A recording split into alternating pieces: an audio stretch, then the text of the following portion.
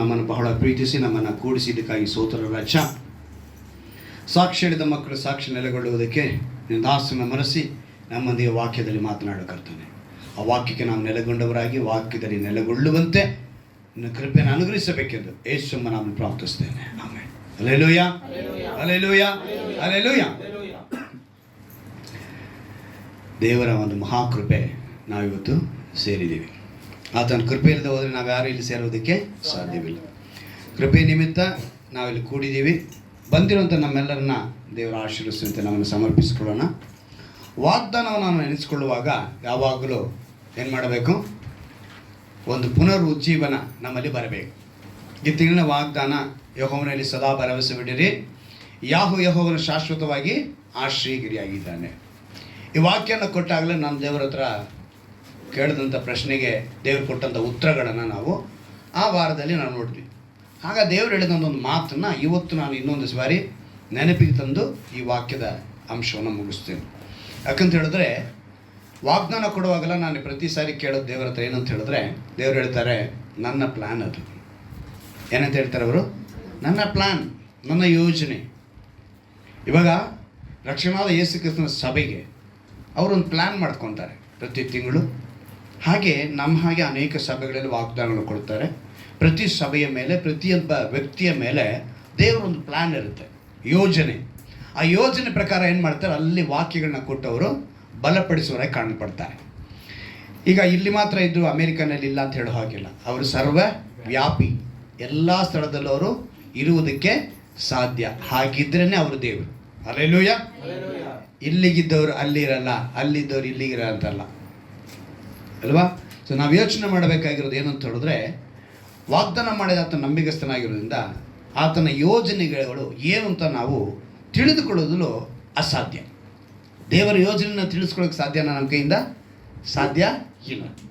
So ದೇವರು ಈ ವಾಗ್ದಾನ ಕೊಟ್ಟು ಈ ಸಭೆ ಮೇಲೆ ಒಂದು ಪ್ಲ್ಯಾನ್ ಮಾಡಿ, ಒಂದು ಉದ್ದೇಶವನ್ನು ಅಂದರೆ ಯೋಜನೆಯನ್ನು ಅವ್ರು ನೆರವೇರಿಸೋದಕ್ಕೆ ಪ್ರತಿ ತಿಂಗಳು ನಮಗೇನು ಮಾಡ್ತಾರೆ, ವಾಗ್ದಾನ ಕೊಡ್ಕೊಂಡು ಬಂದಿದ್ದಾರೆ. ಸೊ ಕೊಟ್ಟಿದ ತಕ್ಷಣ ಆ ವಾಗ್ದಾನದಲ್ಲಿ ಒಂದು ಸಂದೇಶ ನಾವು ಕೇಳ್ತೀವಿ. ಏನಂತ ಹೇಳ್ತಾರೆ, ನಾನು ನಿನ್ನ ಸಂಗಡ ಇದ್ದೇನೆ ಅಂತ ಮಾತು ಕೊಟ್ಟು ಕೈ ಬಿಡುವವನಲ್ಲ, ನಾನು ಒಂಟಿಗನಲ್ಲ ಅಂಥೇಳಿ ಆ ಸದಾ ಭರವಸೆ ಬಿಡಿರಿ. ಅಂದರೆ ಸದಾ ಅಂದರೆ ಯಾವಾಗಲೂ ಭರವಸೆ ಇಡಬೇಕು ಅಂತ ಹೇಳೋದು. ಹೇಳಿ ಎರಡನೇ ವಾರ ನಮ್ಗೆ ಏನು ಹೇಳ್ತಾರೆ, ರಕ್ಷಣೆ ಎಂಬ ಬಾವಿ. ಏನಂತ ಹೇಳ್ತಾರೆ ಅಂದರೆ, ದೇವರ ಯೋಜನೆ ಏನಿದೆ, ಅವರ ಪ್ಲ್ಯಾನ್ ಏನಿದೆ ಅಂತ ನಿಮ್ಮ ಹತ್ರ ಎಕ್ಸಿಕ್ಯೂಟಿವ್ ಮಾಡ್ತಾ ಇದ್ದಾರೆ. ನಿಮ್ಮ ಮೇಲೆ ಅವರು ಅದನ್ನು ತೋರಿಸ್ಕೊಳ್ತಾರೆ. ಇವಾಗ ಒಂದು ಬಿಲ್ಡಿಂಗ್ ಕಟ್ಟಬೇಕಾದ್ರೆ ಅವ್ರು ಪ್ಲ್ಯಾನ್ ಮಾಡ್ತಾನೆ. ಆ ಪ್ಲ್ಯಾನ್ ಪ್ರಕಾರ ಅವನೇನು ಮಾಡ್ತಾನೆ, ಆ ಮನೆಯನ್ನು ಕಟ್ತಾನೆ. ಹಾಗೆ ಇಲ್ಲಿ ಕುಳಿತಿರುವಂಥ ನಿಮ್ಮ ಮೇಲೆ ದೇವರ ಒಂದು ಪ್ಲ್ಯಾನ್ ಇದೆ. ಈ ಸಭೆಯ ಮೇಲೆ ದೇವರ ಒಂದು ಪ್ಲ್ಯಾನ್ ಇದೆ. ಆ ಪ್ಲ್ಯಾನ್ ಯೋಜನೆಯನ್ನು ಅವರು ನೆರವೇರಿಸ್ತಾ ಇದ್ದಾರೆ. ಅದಕ್ಕೆ ನೆರವೇರಿಸುವುದಕ್ಕೆ ನಮ್ಮನ್ನು ಒಪ್ಪಿಸಿಕೊಡ್ಬೇಕು. ಹಲ್ಲೆಲೂಯಾ. ನಾವಾಗಿ ಯಾರು ನಮ್ಮ ಸ್ವಂತ ಪ್ಲ್ಯಾನಲ್ಲಿ ಬದುಕೋದಕ್ಕೆ ಸಾಧ್ಯ ಇಲ್ಲ ಅಲ್ವಾ? ಇಲ್ಲಿ ಕುಳಿತಿರುವಂಥ ಪ್ರತಿಯೊಬ್ಬರ ಮೇಲೆ ದೇವರ ಒಂದು ವಿಶೇಷವಾದ ಪ್ಲ್ಯಾನ್ ಇರುತ್ತೆ. ಈ ಪ್ಲ್ಯಾನ್ ಪ್ರಕಾರ ಅವ್ರೇನು ಮಾಡಿದ್ರು, ವಾಗ್ದಾನ ಕೊಟ್ಟರು. ವಾಗ್ದಾನ ಕೊಟ್ಟಿದೆ ಅಂತ ಹೇಳಿದ್ರು, ನಾನು ನಿನ್ನ ಸಂಗಡ ಇದ್ದೇನೆ. ನೆಕ್ಸ್ಟ್ ಹೇಳ್ತಾರೆ, ಕೈ ಬಿಡುವನಲ್ಲ, ನಾನು ಒಂಟಿಗನಾಗಿ ನಿಮ್ಮನ್ನು ಬಿಡಲ್ಲ ಅಂತೇಳಿ. ಎರಡನೇ ಸಂಡೆ ಬಂದಾಗ ತಕ್ಷಣ ಅವ್ರು ಹೇಳಿದ್ರು, ಬಾವಿ, ರಕ್ಷಣೆ ಎಂಬ ಬಾವಿ. ಆ ಬಾವಿಯಲ್ಲಿ ನಾವು ಏನು ಹಾಕಿ, ಒಂದು ಸಾಧನೆ ಬೇಕು, ಒಂದು ವಸ್ತು ಬೇಕು, ಅದನ್ನು ಹಾಕಿ ನಾವು ಸೇದಬೇಕು. ಅದಕ್ಕೆ ನಮಗೆ ನಂಬಿಕೆ ಎಂಬ ಸಾಧನೆಯನ್ನು ಉಪಯೋಗಿಸ್ಕೋಬೇಕು ಅಂತ ಹೇಳಿದ್ರು. ಹೆಚ್ಚಿಸಲ್ಪಡಬೇಕಾದ್ರೆ ತಗ್ಗಿಸಬೇಕೆಂಬ ಸಾಧನವನ್ನು ನಾವು ಉಪಯೋಗಿಸಬೇಕು. ಪೂರ್ಣ ಶಾಂತಿ ಅಂದರೆ ಒಂದು ದೀರ್ಘವಾದ ಶಾಂತಿ ನಮ್ಮಲ್ಲಿ ಇರಬೇಕಂದ್ರೆ ನೆಲೆಗೊಳ್ಳಬೇಕು, ಸ್ಥಿರಚಿತನಾಗಿರಬೇಕು, ಸ್ಟಡಿ ಇರಬೇಕು ಅಂತೇಳಿ ಎರಡನೇ ವಾರದಲ್ಲಿ ನಮಗೆ ಅವರು ತಿಳಿಯಪಡಿಸ್ತಾರೆ. ಮೂರನೇ ವಾರ ನೋಡುವಾಗ ಎಲ್ಲ ಕೆಟ್ಟತನವನ್ನು ನೀವೇನು ಮಾಡಬೇಕು, ತೊಲಗಿಸಬೇಕು. ಎಲ್ಲ ಕೆಟ್ಟತನವನ್ನು ತೊಲಗಿಸಿ ಬೇಸರಗೊಳ್ಳದೆ ಒಳ್ಳೇದು ಮಾಡಬೇಕು. ಆಗಲೇ ಪರಲೋಕದಲ್ಲಿ ನಮಗೆ ಕರೆನ್ಸಿ ಸೇರೋದು. ಯಾವುದಲ್ಲಿ? ಪರಲೋಕದಲ್ಲಿ ಒಂದು ಕರೆನ್ಸಿ ಬೇಕು ಬಾಳೋದಕ್ಕೆ ಅಲ್ವಾ? ಭೂಮಿ ಮೇಲೆ ಬಾಳೋದಕ್ಕೆ ಒಂದು ಹಣ ಅನ್ನೋದು ರೂಪ ಇದೆ, ಒಂದೊಂದು ದೇಶಕ್ಕೆ ಒಂದೊಂದು. ಹಾಗೆ ಪರಲೋಕದಲ್ಲಿ ನಾವು ಬಾಳಬೇಕು ಅಂದರೆ, ಪರಲೋಕ ಜೀವಿತ ನಮಗೆ ಬೇಕು ಅಂದರೆ ಒಂದು ಕರೆನ್ಸಿ ಬೇಕು. ಆ ಕರೆನ್ಸಿನ ನಾವೇನು ಮಾಡಿದ್ವಿ, ಬೇಸರಗೊಳ್ಳದೆ ಒಳ್ಳೆಯದನ್ನು ಮಾಡಬೇಕು. ಸತ್ಯದ ಬೋಧನೆಯಲ್ಲಿ ನೆಲೆಗೊಳ್ಳಬೇಕು. ಇವತ್ತು ಸತ್ಯದ ಬೋಧನೆ ಇಲ್ದಿರ ದೇವರ ಎರಡನೇ ಬರುಣಿಕೆಗೆ ನಾವು ಸಿದ್ಧವಾಗದಿರಂಗೆ ಅನೇಕರು ಸ್ವಂತ ಲಾಭಕ್ಕಾಗಿಯೇ ತಮ್ಮ ಮಾತುಗಳನ್ನ, ವಾಕ್ಯಗಳನ್ನ ಹೇಳ್ತಾ ಇದ್ದಾರೆ. ಅಂಥ ಬೋಧನೆಯಲ್ಲಿ ಇರಬಾರ್ದು ಅಂತ ಹೇಳಿ ನಾವು ಮೂರನೇ ವಾರ. ಈಗ ಈ ವಾರ ದೇವರು ನಮ್ಮನ್ನು ಕರೆತಂದಿದ್ದಾರೆ. ಅವರ ಪ್ಲ್ಯಾನ್ ಏನು? ಸೊ ಪ್ಲ್ಯಾನ್ ಬಂದರೆ ಹೇಗೆಲ್ಲ ವ್ಯಕ್ತಿ ಮೇಲೆ ಅವರು ಪ್ರಯೋಗ ಮಾಡ್ತಾರೆ, ಎಕ್ಸಿಕ್ಯೂಟಿವ್ ಮಾಡ್ತಾರೆ, ಅವ್ರು ಹೆಂಗೆ ಅದನ್ನು ಉಪಯೋಗಿಸ್ಕೊಳ್ತಾರೆ ಅನ್ನೋದನ್ನು ಒಂದು 7 ವಿಷಯಗಳನ್ನ ನಾನು ತಿಳಿಸ್ತೀನಿ. ಆ 7 ವಿಷಯಗಳಲ್ಲಿ ಆ ವ್ಯಕ್ತಿಗಳನ್ನ ದೇವರು ಕರೆದು ಏನು ಮಾಡಿದ್ರು, ದೇವರ ಪ್ಲ್ಯಾನಲ್ಲಿ ಇನ್ನೊಂದು ಮುಖ್ಯವಾಗಿ ತಿಳ್ಕೊಳ್ಳಿ. 1 ಸಲ ಕರೀತಾರೆ, 2 ಸಲ ಕರೀತಾರೆ, 3 ಸಲ ಕರೀತಾರೆ. ಅದಕ್ಕೊಂಥರ ಪ್ಲ್ಯಾನ್ ಇರುತ್ತೆ. ಅದು ಒಂದೊಂದೇ ಹೆಸರಲ್ಲಿ ಕರೀತಾರೆ. ಉದಾಹರಣೆ, ಈಗ ಮಂಜು ಅಂತ ಇದ್ದರೆ ಅಥವಾ ಮೂರ್ತಿ ಅಂತ ಇದ್ದರೆ, ನಾನು ಮಂಜು ಅಂತ 1 ಸಲ ಕರೆದಾಗ ಅದಕ್ಕೆ ಅರ್ಥ ಬೇರೆ. ಆದರೆ ಮಂಜು ಮಂಜು ಅಂತ 2 ಸಲ ಕರೆದ್ರೆ ಅದಕ್ಕೆ ಅರ್ಥ ಬೇರೆ. ಹಾಗೆ ದೇವರ ಉದ್ದೇಶಗಳಲ್ಲಿ ಇಲ್ಲಿ ಕೆಲವು 7 ವ್ಯಕ್ತಿಗಳನ್ನ ನಾನು ಇವತ್ತು ತೋರಿಸ್ತೀನಿ. ಈ 7 ವ್ಯಕ್ತಿಗಳನ್ನು ಅವರು ದೇವರು ಕರೆದಾಗ ಯಾವ ರೀತಿ ತನ್ನ ಉದ್ದೇಶವನ್ನು ಪ್ಲ್ಯಾನ್ನ ಎಕ್ಸಿಕ್ಯೂಟ್ ಮಾಡಿದ್ರು, ಅವ್ರು ಏನು ಮಾಡಿದ್ರು ಅದಕ್ಕೆ ಅನ್ನೋದನ್ನು. ಮೊದಲನೇದಾಗಿ ನಮಗೆ ಪಿತೃ ಯಾರು ಅಂದರೆ ಅಬ್ರಹಾಮ. ಈ ಅಬ್ರಹಾಮನ ನಾವು ನೋಡುವಾಗ ಆತನಿಂದ ನಾವು ಒಂದು ವಿಷಯ ತಿಳ್ಕೋಬೇಕು. ಅವನ್ನ ಒಂದೇ ಬಾರಿ ಕರೆಯೋದು, 1 ಸಲ ಕರೀತಾರೆ. ನಾವು ಕರೆದಾಗ ಏನು ನೋಡ್ತೀವಿ ಅಂತ ಹೇಳಿದ್ರೆ, ಆ ಮಾತನ್ನು ನೋಡಿದಾಗ ನಿನ್ನ ಸ್ವದೇಶವನ್ನು, ನಿನ್ನ ಬಂಧು ಬಳಗವನ್ನು ಎಲ್ಲಾನು ಬಿಟ್ಟು ಬಾ ಅಂಥೇಳಿ ಹೇಳ್ತಾರೆ. ಅದು ಒಂದು ಪ್ಲ್ಯಾನ್ ಎ ಅಂತ ಇಟ್ಕೊಳ್ಳೋಣ. ಏನಂತ ಇಟ್ಕೊಳ್ಳೋಣ? ಅದು ಪ್ಲ್ಯಾನ್ ಎ. ಅವ್ರ ಹತ್ರ, ಅಬ್ರಹಾಮನ ಹತ್ರ ಮಾತ್ರ ದೇವರು ಪ್ಲ್ಯಾನ್ ಬಿ ಇಟ್ಕೊಂಡಿದ್ದಾರೆ. ಏನು ಇಟ್ಕೊಂಡಿದ್ದಾರೆ? ಪ್ಲ್ಯಾನ್ ಬಿ ಬೇರೆ ಇಟ್ಟಿದ್ದಾರೆ. ಈಗ ನಮ್ಮ ಒಂದು ಸೀಕ್ರೆಟ್ ಏಜೆನ್ಸಿಗಳೆಲ್ಲ ಕೆಲವು ಇಟ್ಕೊಂಡಿರ್ತಾರೆ. ಅವರೆಲ್ಲ ಪ್ಲ್ಯಾನ್ ಎಕ್ಸಿಕ್ಯೂಟಿವ್ ಮಾಡಿ ಅದ್ರಲ್ಲಿ ಫೇಲ್ಯೂರ್ ಆಯಿತು ಅಂದರೆ ಪ್ಲ್ಯಾನ್ ಬಿ ಏನು ಮಾಡಿಬಿಡಿ, ಮಾಡಿ ಮುಗಿಸ್ಬಿಡಿ. ಆ ರೀತಿ ದೇವರಲ್ಲಿ ಕೂಡ ಒಂದು ಪ್ಲ್ಯಾನ್ ಇರ್ತದೆ. ಆ ಪ್ಲ್ಯಾನ್ ಪ್ರಕಾರ ಅವ್ರು ಏನು ಮಾಡ್ತಾರೆ, ಅಬ್ರಹಾಮನ ಕರೆದ್ರು. ಅವನು ಮೊದಲನೇದಾಗ ಅವ್ನು ಕರೆದಾಗ ಅಬ್ರಹಾಮ ಅಲ್ಲ, ಅಬ್ರಾಮ. ಅವನ ಕರೆದು ಏನು ಮಾಡಿದ್ರು, ನೀನು ಸ್ವದೇಶವನ್ನು ಬಿಟ್ಟುಬಿಡಬೇಕು, ನೀನು ಅವ್ನಿಗೆ ವಾಗ್ದಾನ ಮಾಡ್ತಾರೆ, ಸ್ವದೇಶವನ್ನು ಬಿಟ್ಟು ವಾಗ್ದಾನ ಮಾಡಿ ನೀನು ಬಾ ಅಂತೇಳಿ ಕರೆದ್ರು. ಅಬ್ರಹಾಮ ಎಂದು ಹೆಸರು ಬದಲಾದದ್ದು ಮತ್ತು ಸುನ್ನತಿಯಾದದ್ದು ಅಂದರೆ ಅವನಿಗೆ ಕರೆದಾಗ 75 ವರ್ಷ. ಎಷ್ಟು ವರ್ಷ? 75. ಸುನ್ನತಿಯಾದಾಗ 99 ವರ್ಷ. 99 ವರ್ಷ ಆದಮೇಲೆ 100 ವರ್ಷಕ್ಕೆ ಬಂದು ಮತ್ತೆ ಮಾತಾಡ್ತಾರೆ. ಮತ್ತೆ ಮಾತನಾಡಿ ಅವನ ಹತ್ರ ಹೇಳ್ತಾರೆ, ನೀನು ಇನ್ಮೇಲೆ ಏನು ಅಬ್ರಾಹ್ಮನಲ್ಲ, ಅಬ್ರಹಾಮ ಅಂಥೇಳಿ ಅವನಿಗೆ ಹೇಳ್ತಾರೆ. ಇಲ್ಲಿ ಅಬ್ರಹಾಮನಲ್ಲಿ ಕಂಡಂಥ ಮುಖ್ಯವಾದ ಒಂದು ಅವನ ನಡವಳಿಕೆ, ಅವನ ಒಂದು ಏನಂತ ಹೇಳಿದ್ರೆ, ಮೊದಲನೇದಾಗಿ ಸಮರ್ಪಿಸ್ಕೊಳ್ತಾನೆ. ದೇವರು ಕರೆದಿದ್ದ ತಕ್ಷಣ ತನ್ನನ್ನು ಸಮರ್ಪಿಸ್ಕೊಳ್ತಾನೆ. ಸಮರ್ಪಣೆ ಅನ್ನೋದು ಬೇಕು. ಇಲ್ಲಿ ಕುಳಿತಿರುವಂಥ ನಿಮ್ಮೆಲ್ಲರನ್ನು ಕೂಡ ದೇವರು ಕರೆದಿದ್ದಾರೆ. ಹಲ್ಲೆಲೂಯಾ. ನಿಮ್ಮಲ್ಲಿ ಆ ಸಮರ್ಪಣೆ ಇರಬೇಕು. ಅಬ್ರಹಾಮನಲ್ಲಿದ್ದಂಥ ಸಮರ್ಪಣೆ. ಇನ್ನೊಂದು ನಂಬಿಕೆ. ದೇಶ ಗೊತ್ತಿಲ್ಲ, ರಾಜ್ಯ ಗೊತ್ತಿಲ್ಲ, ಅಲ್ಲಿ ಯಾರಿದ್ದಾರೆ ಅಂತ ಗೊತ್ತಿಲ್ಲ, ಅಲ್ಲಿ ಬೆಳೆ ಬೆಳೆಯುತ್ತೆ ಅಂತ ಗೊತ್ತಿಲ್ಲ, ಏನೂ ಗೊತ್ತಿಲ್ಲ. ಬಿಟ್ಟು ಬರಬೇಕು ಅಂದಿದ ತಕ್ಷಣ ಬಿಟ್ಟು ಹೋದ. ಇವತ್ತು ನಮಗೆ ಯೇಸು ಒಂದು ಯಾರು, ಯೇಸು ಅನ್ನೋದಕ್ಕೆ ಅನೇಕ ವಿಧವಾದ ಒಂದು ಕೆಲವು ಫಸ್ಟು ಹೇಳಿದ್ದು ಕಾಲ್ಪನಿಕ ಚಿತ್ರ ಅಂತ, ಆದರೆ ಇವಾಗ ಇರೋ ಚಿತ್ರನೇ ನಿಜವಾದ ಚಿತ್ರ. ಸರ್, ಯಾವುದೇ ಒಂದು ಇರಲಿ, ಒಟ್ಟಿನಲ್ಲಿ ನಮಗೊಂದು ಕಾಣಿಸೋದಕ್ಕೆ ಒಂದು ರೂಪ ಅನ್ನೋದು ಐತೆ ಅಲ್ವಾ? ನಮ್ಮ ಕೈಗೆ ಸತ್ಯವೇದ ಅನ್ನೋದು ಬಂದಿದೆ. ಇದೆಲ್ಲ ಇದ್ದುಕೊಂಡು ನಾವು ದೇವ್ರನ್ನ ನಂಬೋದಕ್ಕೆ ಹಿಂದೇಟಾಗ್ತೀವಿ. ಆದರೆ ಅಬ್ರಾಹ್ಮನ ಕರೆದಾಗ ಏನೂ ಇರಲಿಲ್ಲ, ಯಾವ ಪುಸ್ತಕನೂ ಇರಲಿಲ್ಲ, ಧರ್ಮಶಾಸ್ತ್ರ ಅನ್ನೋದೇ ಇರಲಿಲ್ಲ. ಶಬ್ದ, ಆಕಾಶವಾಣಿ ಶಬ್ದ ಕೇಳಿಸ್ತಾ ಇದೆ, ಶಬ್ದಕ್ಕೆ ಕಿವಿಗೊಡ್ತಾ ಇದ್ದಾನೆ, ಸಮರ್ಪಿಸಿಕೊಡ್ತಾನೆ ಮೊದಲನೇದಾಗಿ. ಎರಡನೇದಾಗಿ ಆ ಶಬ್ದ ದೇವರದು ಅಂತ ಗ್ರಹಿಸ್ತಾ. ಹಲ್ಲೆಲೂಯಾ. ಇದು ಬೇಕು ನಮಗೆ. ಎಲ್ಲರೂ ಕರೀತಾರೆ ನಮ್ಮನ್ನು, ಆದರೆ ಕರೆದವ್ರು ಯಾರು ಅಂತ ತಿಳ್ಕೊಳ್ಳೋ ಶಕ್ತಿ ನಿಮಗಿರಬೇಕು. ಹಲ್ಲೆಲೂಯಾ. ಈಗ ಅಬ್ರಹಾಮನಿಗೆ ಆ ಶಕ್ತಿ ಬಂತು, ಅವನು ತಿಳ್ಕೊಂಡ. ಮೂರನೇದಾಗಿ ವಿಧೇಯತೆ. ಏನದ ಅವನು? ವಿಧೇಯತೆ. ಅವನು ಸಮರ್ಪಣೆ, ನಂಬಿಕೆ, ವಿಧೇಯತೆ, ಈ ಮೂರನ್ನು ಅವನು ಮಾಡಿದ ನಿಮಿತ್ತ ಅವನೇನಾಗ್ತಾನೆ? ದೊಡ್ಡ ವ್ಯಕ್ತಿ ಆಗ್ತಾನೆ. ಹೇಗೆ? ದೇವರು ಹೇಳ್ತಾರೆ, ಅವನು ನೀನೆಲ್ಲರಿಗೂ ತಂದೆ ಆಗಿರ್ತೀಯ, ಪಿತೃವಾಗಿರ್ತೀಯ ಅಂತ ಹೇಳ್ತಾರೆ. ಇವತ್ತು ವಿಶ್ವಾಸಿ ಅಂತ ಕರೆಸ್ಕೊಳ್ಳೋ ನಿಮ್ಮಲ್ಲಿ ಸಮರ್ಪಣೆ, ಅದೇ ನಂಬಿಕೆ, ಅದೇ ವಿಧೇಯತೆ ಉಂಟಾ ಅಂತ ನಾನು ಕ್ವಶನ್ ಮಾರ್ಕ್ ಹಾಕಿದ್ರೆ ಎಷ್ಟು ಚೆನ್ನಾಗಿದೆ ಅಂತ ಹೇಳ್ತೀರ? ಕೈ ಎತ್ತಲ ಬೇಡವಾ ಅಂತ ಎತ್ತುತ್ತೀರ ಅಲ್ಲ? ದೇವರ ಹತ್ರ ಬಂದ ಮೇಲೆ ನಿಮ್ಗೆ ಆ ಸಮರ್ಪಣೆ ಇರಬೇಕು. ದೇವರನ್ನ ಹುಡುಕಿ ಬಂದ ಮೇಲೆ ನಿಮ್ಗೆ ಆ ನಂಬಿಕೆ ಇರಬೇಕು. ದೇವರ ಬಳಿ ಬಂದ ನಂತರ ವಿಧೇಯತೆ ಇರಬೇಕು. ಹಲ್ಲೆಲೂಯಾ. ಒಂದು ವಸ್ತು ತಗೊಳ್ತೀವ್ರಿ, ಆ ವಸ್ತು ತಗೊಳ್ಬೇಕಿರ ಅವ್ನು ಹೇಳ್ತಾನೆ, ನೋಡ್ರಿ ಟರ್ಮ್ಸ್ ಆ್ಯಂಡ್ ಕಂಡೀಷನ್ ಯಾವುದು ನೀನು ಸುಮ್ಮನೆ ಎತ್ಕೊಂಡೋಗ್ಬಿಟ್ಟು ಮನೆಗೆ ಉಪಯೋಗ ಮಾಡಿ ಆಮೇಲೆ ಕೆಟ್ಟೋಯ್ತು ಅಂತ ತೊಗೊಂಬಂದು ಕೊಡೋಂಗಿಲ್ಲ. ಯಾಕಂದರೆ ಅದಕ್ಕೇನಿದೆ, ಟರ್ಮ್ಸ್ ಆ್ಯಂಡ್ ಕಂಡೀಷನ್ ಇದೆ. ಅದರಲ್ಲಿ ನಮ್ಮದ್ರಲ್ಲಿ ಏನಾದ್ರು ಫಾಲ್ಟ್ ಇತ್ತು ಅಂದರೆ ನಿಮ್ಗೇನು ಮಾಡ್ತೀವಿ, ಎಕ್ಸ್ಚೇಂಜ್ ಮಾಡಿಕೊಡ್ತೀವಿ. ಇಲ್ಲ ಅಂದರೆ ನಾವು ಜವಾಬ್ದಾರಿ ಇಲ್ಲ ಅಂತಾನೆ, ಟರ್ಮ್ಸ್ ಆ್ಯಂಡ್ ಕಂಡೀಷನ್ ಅಂತ ಆಗ್ತಾನೆ. ಹಾಗೆ ಇವತ್ತು ನಾವು ದೇವರ ಬಳಿ ಬಂದಾಗ ವಿಶ್ವಾಸಿ ಅನ್ನೋನು ಈ ಕಂಡೀಷನ್ಗೆ ಒಪ್ಪಿಗೆ ಕೊಡಬೇಕು. ಏನು? ಸಮರ್ಪಣೆ ಮಾಡ್ತೀನಿ, ನಾನು ನಂಬಿಕೆಯಿಂದ ಇರ್ತೀನಿ, ನಾನು ಹೇಗಿರ್ತೀನಿ, ವಿಧೇಯತೆ ಅಂತ ಇರ್ತೀನಿ. ಈ ಮೂರು ವಿಷಯನ ಅಬ್ರಹಾಮ ಕಾರ್ಯರೂಪಕ್ಕೆ ತರ್ತಾನೆ. ಬಾಯಲ್ಲಿ ಹೇಳಿದಲ್ಲ, ಅವನೇನು ಮಾಡ್ತಾನೆ, ಕಾರ್ಯರೂಪಕ್ಕೆ ತರ್ತಾನೆ. ಈವಾಗಲೇ ದೇವರು ಪ್ಲ್ಯಾನ್ ಬಿನ ಎಕ್ಸಿಕ್ಯೂಟ್ ಮಾಡ್ತಾನೆ. ಇಷ್ಟೂ ಅವನು ಅಬ್ರಹಾಮ ಸ್ವದೇಶನ ಬಿಟ್ಟು ಬರೋದಕ್ಕೆ ವಾಗ್ದಾನ ಮಾಡಿದ ಮೇಲೆ ಅಬ್ರಹಾಮ ಎಂದು ಹೆಸರು ಬದಲಾದಿದ್ದು, ಅವನಿಗೆ ಹೆಸರು ಬದಲಾಯಿತು, ಸುನ್ನತಿ ಮಾಡಿಕೊಂಡಿದ್ದು, ಆಮೇಲೆ 100 ವರ್ಷಕ್ಕೆ ಮತ್ತೆ ದರ್ಶನ ಕೊಟ್ಟಿದ್ದು. ಇಲ್ಲಿವರೆಗೂ ಒಂದೇ ಸಲ ಕರೆದಿದ್ದು ಅಬ್ರಹಾಮ ಅಂತ ಕರೆದು, ಪ್ಲ್ಯಾನ್ ಎ ಪ್ರಕಾರ. ಈಗ ಪ್ಲ್ಯಾನ್ ಬಿನಲ್ಲಿ ಅವ್ರು ಕರೀತಾರೆ. ಆದಿಕಾಂಡ 22ನೇ ಅಧ್ಯಾಯ, ಆದಿಕಾಂಡ 22ನೇ ಅಧ್ಯಾಯ ಓದೋದು ಬೇಡ, 10ನೇ ವಾಕ್ಯನ ಇಟ್ಕೊಳ್ಳಿ, ಆಯ್ತಾ? ಒಬ್ಬರು ಆದಿಕಾಂಡ 12ನೇ ಅಧ್ಯಾಯ ಒಬ್ರು ಇಟ್ಕೊಳ್ಳಿ. ಇವಾಗ 12ನೇ ಅಧ್ಯಾಯದ 1ನೇ ವಾಕ್ಯನ ಒಬ್ರು ಓದಿ. ಇಲ್ಲಿ ನೋಡಿ, ಯೆಹೋವನು ಒಂದೇ ಸಲ ಹೆಸರು ಬರೆಯೋದು ಏನಂತ, ಅಬ್ರಾಹ್ಮನಿಗೆ ಈ ಸ್ವದೇಶವನ್ನು, ಬಂಧು ಬಳಗವನ್ನು, ತಂದೆ ಮನೆಯನ್ನು ಬಿಟ್ಟು. ಈಗ ಇಲ್ಲಿ ಸಮರ್ಪಣೆ ಇದೆ. ಮೊದಲನೇದಾಗಿ ಯಾರನ್ನು ಬಿಟ್ಟು ಬರ್ತಾನೆ?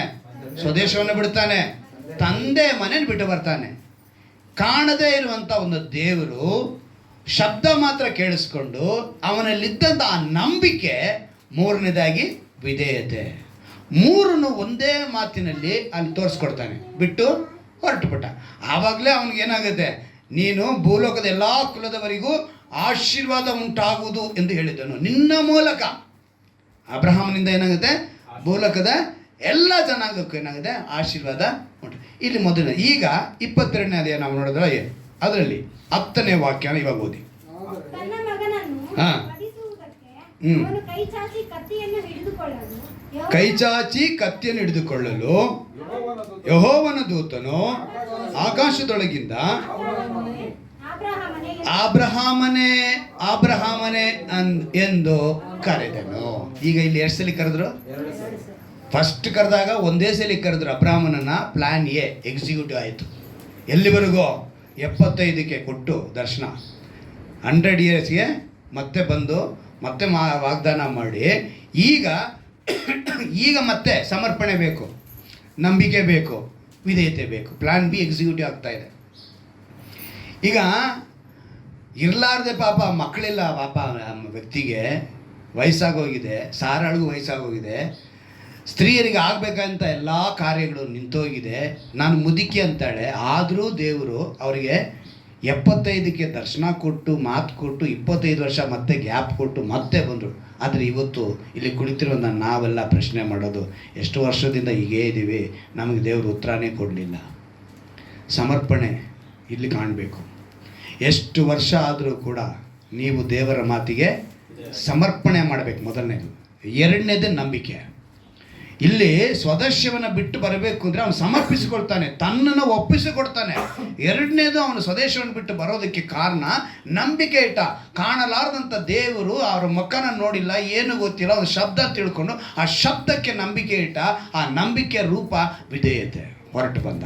ಹಾಗೆ 100 ಇಯರ್ಸ್ ಆದಮೇಲೆ ಒಂದು ಮಗನನ್ನು ಕೊಟ್ಟು, ಆ ಮಗನು ಒಂದು ಯೌವನಸ್ಥರಿಗೆ ಅಂದರೆ ಅಮ್ಮ ಸುಮಾರು 12 ಅಂತ ಹೇಳ್ತಾರೆ. ಎಷ್ಟು ವಯಸ್ಸು? ಒಂದು 12-13 ವಯಸ್ಸು ಇರ್ಬೋದಂತೆ. ಯಾರಿಗೆ? ಈಸಾಕನಿಗೆ.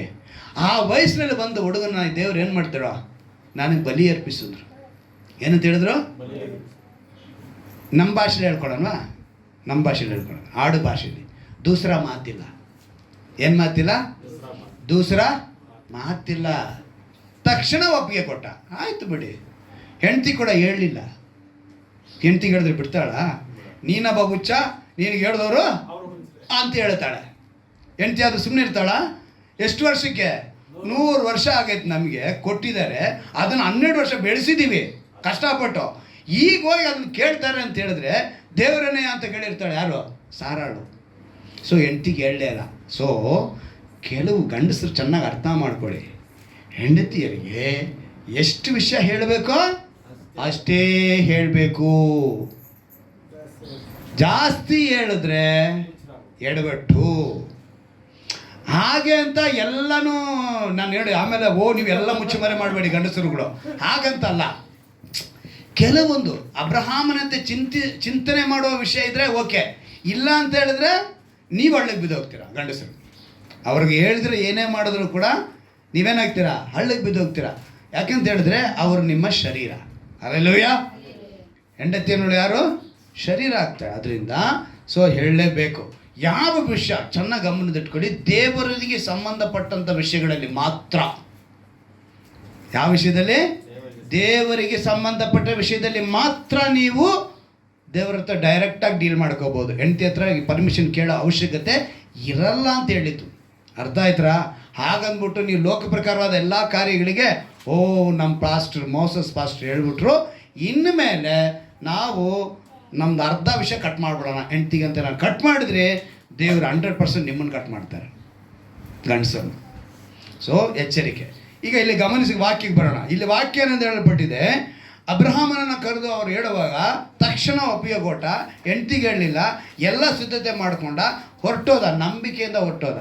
ಮಗ ಕೇಳ್ತಾನೆ, ಅಪ್ಪ ಬಲಿ ಕೊಡಬೇಕು, ಸೌದೆ ತೊಗೊಂಡಿದ್ಯಾ, ಎಲ್ಲ ತೊಗೊಂಡಿದ್ಯಾ, ಎಲ್ಲಿ ಬಲಿಗೆ ಏನು ಬೇಕು?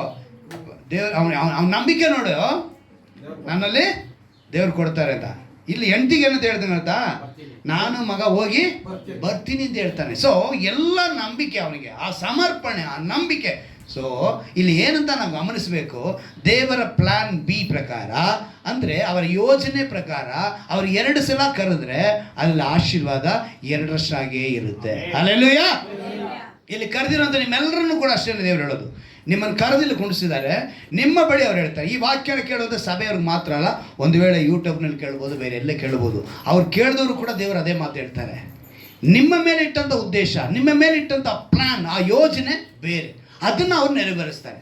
ಅವರಾದರೆ ಅವರು ಏನು ಮಾಡಬೇಕು? ಸಮರ್ಪಣೆ ಬೇಕು, ನಂಬಿಕೆ ಬೇಕು, ವಿಧೇಯತೆ ಬೇಕು. ಇಲ್ಲಿ ಇದ್ದಂಥ ಅಬ್ರಹಾಮನ ಸ್ವದೇಶನ ಬಿಟ್ಟು ಹೋಗುವ ಸ್ಥಿತಿ ಹೆಂಗಿತ್ತು? ಅವನು ಸ್ವದೇಶನ ಬಿಟ್ಟು ಹೋಗಬೇಕಾಗಿತ್ತು ಅಲ್ವಾ? ಆ ಪರಿಸ್ಥಿತಿ ನಮ್ಗೆ ಯಾರು ಇವತ್ತು ಹೇಳಿದ್ರೆ ನಾವು ಮಾಡ್ತೀವ ಕೆಲಸ? ಮಾಡ್ತಾ ಇರಲಿಲ್ಲ. ಆದರೆ ಅವನು ಸ್ವದೇಶವನ್ನು ಮಾತ್ರ ಅಲ್ಲ, ತಂದೆ ಮನೆಯನ್ನು ಕೂಡ ಬಿಟ್ಟು ಬರಬೇಕಾಯಿತು. ಏನಕ್ಕೆ? ಆ ತಂದೆ ಮನೆ ಬಿಟ್ಟರೆ ಲೋಕದ ತಂದೆ ಅದು, ಅವನು ಪರಲೋಕದ ತಂದೆ ಇದೆ, ಬಾಗಿಲಿಗೆ ಅವನು ಹೋದ. ಹಲ್ಲೆಲೂಯಾ.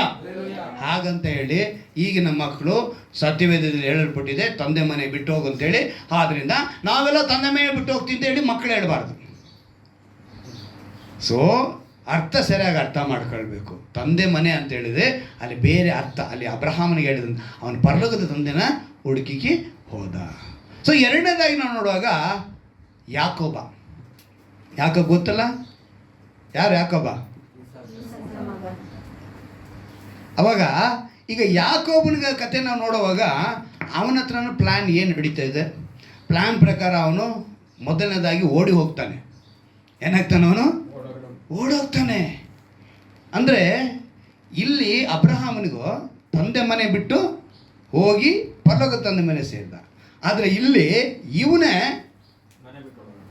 ಅಲ್ಲಿ ದೇವರು ಕರೆದು ಹೋಗಿದ್ದು, ಇಲ್ಲಿ ಇವನು ಅವನಷ್ಟಿಗೆ ಅವನೇ ತಂದೆ ಮನೆಯನ್ನು ಬಿಟ್ಟು ಓಡೋಗ್ತಾನೆ. ಅವನು ಏನೋ ಒಂದು ಮೋಸ ಮಾಡ್ತಾನೆ, ಅಣ್ಣನಿಗೆ ಮೋಸ ಮಾಡ್ತಾನೆ, ಅದರಿಂದ ಅವನು ಓಡಿ ಹೋಗ್ತಾನೆ. ಹೋದ 14 ವರ್ಷ ಒಂಥರ ಅವಸ್ಥೆ ಬಿದ್ದು ಮದುವೆನೂ ಮಾಡಿಕೊಂಡ. ಇದೆಲ್ಲ ನಡೀತು. ಇದೆಲ್ಲ ನಡೆದ ಮೇಲೆ ಮತ್ತೆ ಅವನಿಗೆ ಏನು ಬಂತು ಗೊತ್ತಾ? ಸ್ವದೇಶಕ್ಕೆ ಬರಬೇಕು. ಇಲ್ಲಿ ಅಬ್ರಹಾಮ ಸ್ವದೇಶವನ್ನು ಬಿಟ್ಟು ಪರಲೋಕಕ್ಕೆ ನೋಡ್ಕೊಡ್ಕೊಂಡ. ಆದರೆ ಇಲ್ಲೊಬ್ಬ ಓಡಿ ಹೋಗಿ ಮತ್ತೆ ಸ್ವದೇಶಕ್ಕೆ ಬಂದ. ಅಂದರೆ ಅರ್ಥ, ಒಬ್ಬ ದೇವ್ರನ್ನ ಹುಡುಕಿ ಹೋದ, ಒಬ್ಬ ದೇವ್ರನ್ನ ಬಿಟ್ಟು ಓಡಿ ಹೋದವನು ಮತ್ತೆ ದೇವ್ರನ್ನ ಹುಡುಕಿ ಬಂದ. ಇದನ್ನು ಅರ್ಥ ಮಾಡ್ಕೋಬೇಕು. ಹಲ್ಲೆಲೂಯಾ. ಇಲ್ಲಿ ಓಡಿ ಹೋದವನು ಏನು ಮಾಡ್ತಾನೆ? ತಂದೆ ಮನೆಯನ್ನು ಹುಡುಕೊಂಡು, ಪರಲೋಕ ತಂದೆ ಹುಡುಕೊಂಡು, ತನ್ನ ಕುಟುಂಬ ನೋಡಿಕೊಂಡು, ಸ್ವಂತ ಸ್ವದೇಶವನ್ನು ನೋಡ್ಕೊಂಡು. ಇವತ್ತು ನಮ್ಮೆಲ್ಲರಿಗೂ ಆತ್ಮಿಕವಾದ ಸ್ವದೇಶ ಯಾವುದು ಗೊತ್ತಾ? ಪರಲೋಕ. ಹಲ್ಲೆಲೂಯಾ. ಅದಕ್ಕೆ ನಾವು ಸಿದ್ಧರಾಗಬೇಕು. ವಿಶ್ವಾಸಿಯಾಗಿ ನಾವು ಹೇಳ್ತೀವಿ, ಹುಟ್ಟದಿಂದ ನಾನು ಕ್ರೈಸ್ತನೇ. ಏನಂತೆ? ಹುಟ್ಟಿದಾಗಿಂದ ನಾನು ಕ್ರೈಸ್ತನೇ. ಒಂದು ವೇಳೆ ರಕ್ಷಣೆ ಹೊಂದಿ ಇವಾಗ ವಿಶ್ವಾಸಿ ಆಗಿದ್ದೀನಿ, ಇವತ್ತು ನಾವು ಎಷ್ಟು ಜನ ದೇವರಿಂದ ದೂರ ಓಡಿ ಹೋಗಿದ್ದೀವಿ ಯೋಚನೆ ಮಾಡಬೇಕು. ಯಾವ ಯಾವ ವಿಷಯಗಳಲ್ಲಿ ನಾವು ದೇವರಿಂದ ದೂರ ಇದ್ದೀವಿ.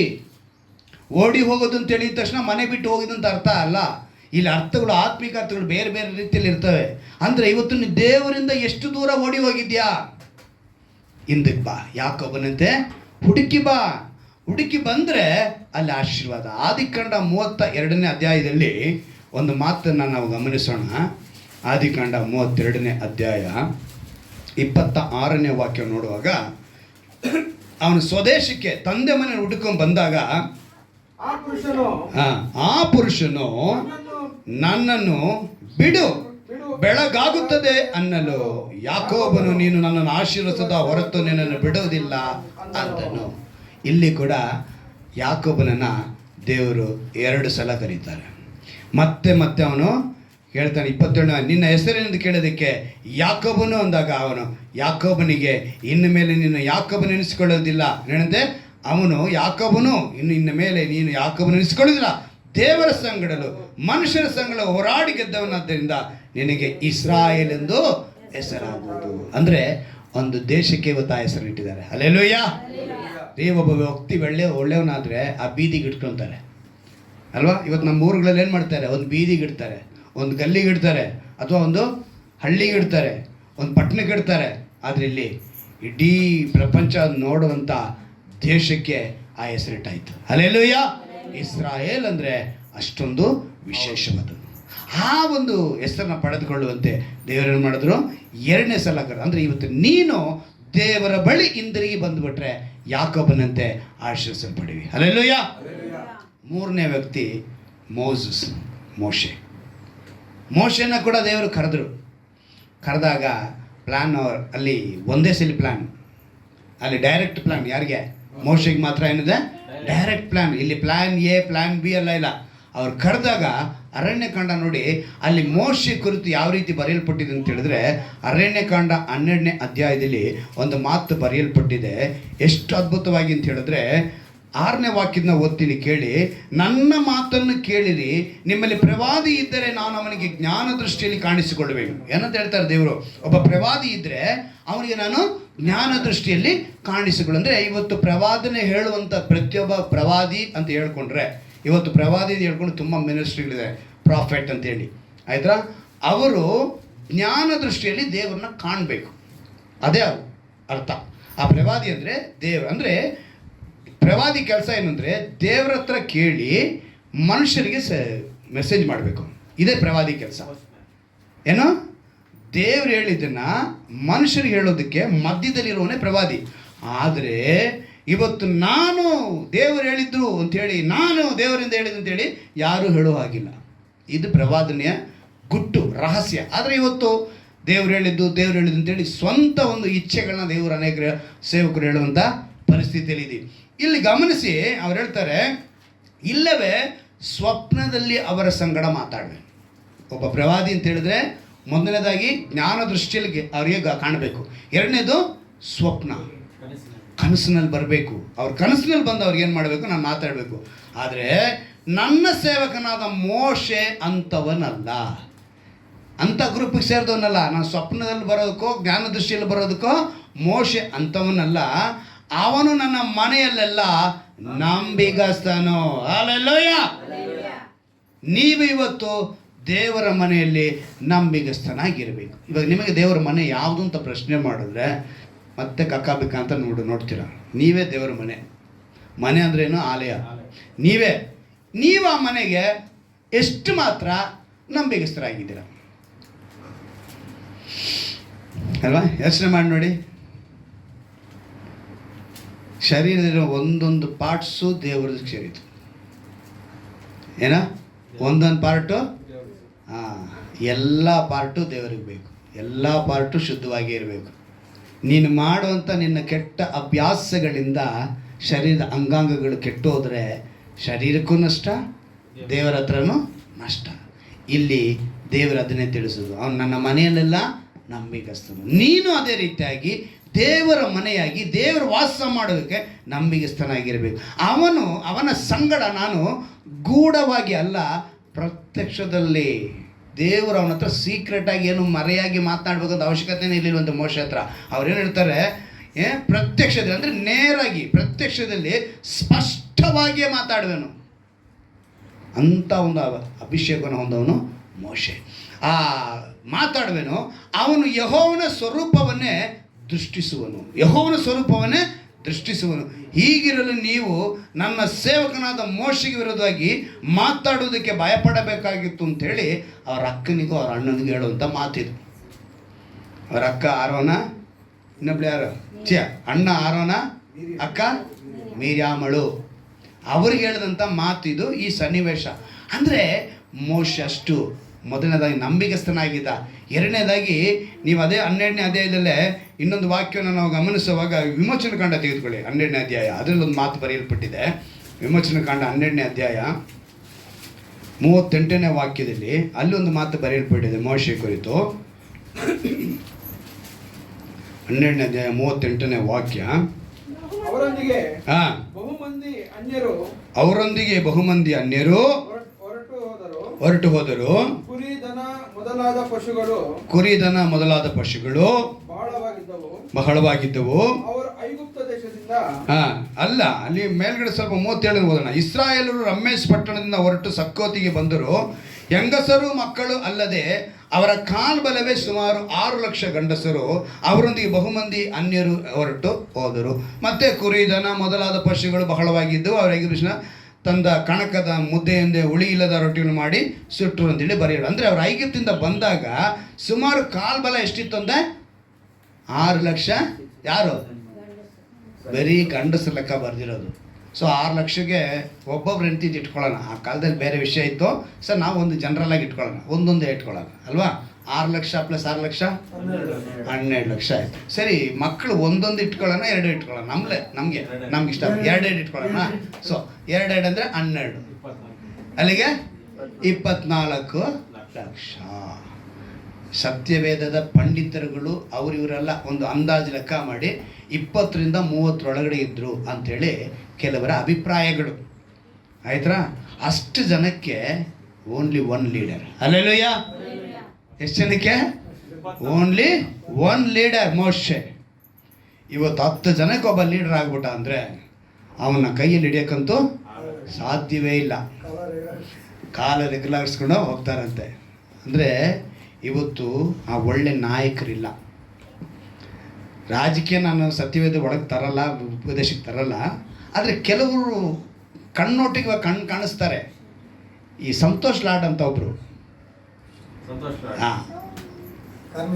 ಕಾರ್ಮಿಕರ ಸಚಿವರು, ತುಂಬ ಒಳ್ಳೆ ಕೆಲಸ ಮಾಡ್ತಾರೆ, ಒಳ್ಳೆ ನಾಯಕ ಅಂತ ಹೆಸರು ಪಡ್ಕೊಂಡಿದ್ದಾನೆ. ಅದು ಎಷ್ಟು ದಿವಸ ಅಂತ ಗೊತ್ತಿಲ್ಲ. ನಾನೇನು ಹೇಳಕ್ಕೆ ಬರ್ತೀನಿ ಅಂದರೆ, ಒಳ್ಳೆ ನಾಯಕರುಗಳು ಎದ್ದೊಳ್ಬೇಕು. ದೇಶದಲ್ಲಿ ಏನಿರಬೇಕು? ಒಳ್ಳೆ ನಾಯಕರುಗಳು.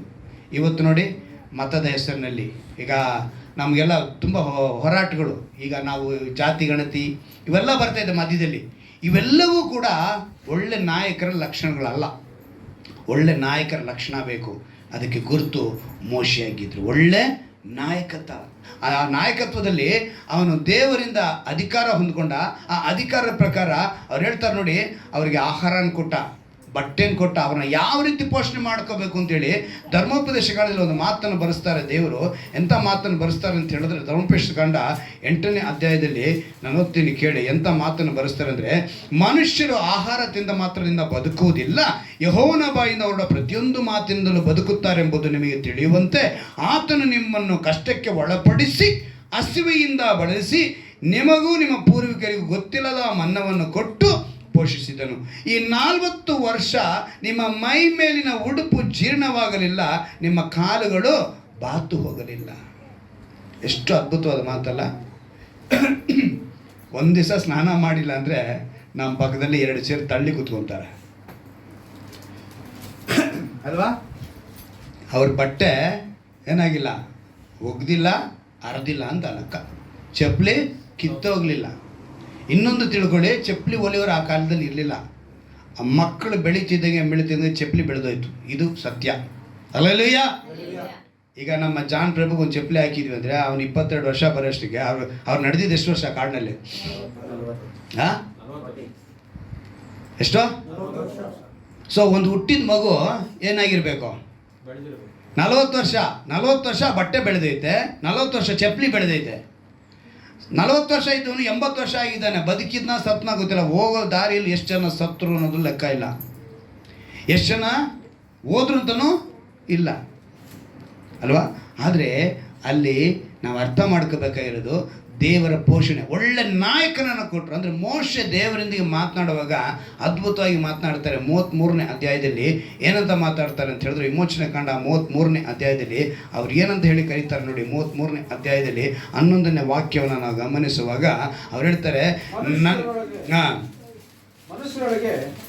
ಒಬ್ಬನು ತನ್ನ ಸ್ನೇಹಿತನೊಡನೆ ಹೇಗೆ ಮಾತಾಡುವನೋ ಹಾಗೆಯೇ ಯೆಹೋವನು ಮೋಶೆ ಸಂಗಡ ಮುಖಾಮುಖಿಯಾಗಿ ಮಾತಾಡ್ತಿದ್ದನು. ತರುವಾಯ ನೋಡಿ, ಮೋಶೆಯೊಂದಿಗೆ ಅವ್ರು ಏನು ಮಾಡ್ತಾಯಿದ್ರು? ಮಾತಾಡೋದು. ಅಂದರೆ ದೇವರು ಆತನ ಮೂಲಕ ಕರ್ಕೊಂಬ. ಇವತ್ತು ವಿಶ್ವಾಸಿ ಆಗಿರುವಂಥ ನೀನು ನಂಬಿಗಸ್ತನಾಗಿದೆಯಾ? ದೇವರೊಂದಿಗೆ ಮಾತನಾಡೋ ಅನುಭವ ನಿನಗಿದೆಯಾ? ದೇವರು ಕರೆದಿದ್ದಾರೆ. ಮೋಶೆನ ಕರೆದು 40 ವರ್ಷ ಅರಮನೆ, 40 ವರ್ಷ ಕಾಡು, 40 ವರ್ಷ ಅರಣ್ಯ, ಇದು ಪ್ರಯಾಣ 120 ಒಟ್ಟು ಅವ್ರಿಗೆ. ಆ 3 ಭಾಗ ನೋಡ್ಬೋದು ಅವ್ರಿಗೆ. ಆ 3 ಅವ್ರಿಗೆ ಒಂದೇ ಡೈರೆಕ್ಟ್ ಪ್ಲಾನ್ ಮಾಡಿ ಮೋಶೆನ ಕರ್ಕೊಂಡ್ಬಂದರು. ಮೋಶೆಯ ನಂತರ ಯೆಹೋಶುವನಿಗೆ ದೇವರು ಕರೀತಾರೆ. ಯೆಹೋಶುವನ 1ನೇ ಅಧ್ಯಾಯ 1ನೇ ವಾಕ್ಯ ಓದಿ. 1ನೇ ವಾಕ್ಯ 2ನೇ ವಾಕ್ಯ ಒಂದು ಅದ್ಭುತವಾದ ಮಾತನ್ನು ಬರೆಸಿದ್ದಾರೆ ಅಲ್ಲಿ ದೇವರು. ಯೆಹೋಶುವನ ಕಾಲ ಮೋಶೆಯ ನಂತರ ಅವ್ರು ಯಾವ ರೀತಿಯಾಗಿ ಯೆಹೋಶುವನಿಗೆ ಅವ್ರು ಹೇಳ್ತಾರೆ ಅಂತ ಹೇಳಿದ್ರೆ, ನಾವಿವತ್ತು ಅಂಥ ಸಮರ್ಪಣೆ ನಮಗಿದೆಯಾ? ಆ ನಂಬಿಕೆ ನಮಗಿದೆಯಾ? ಆ ವಿಧೇಯತೆ ನಮಗಿದೆಯಾ?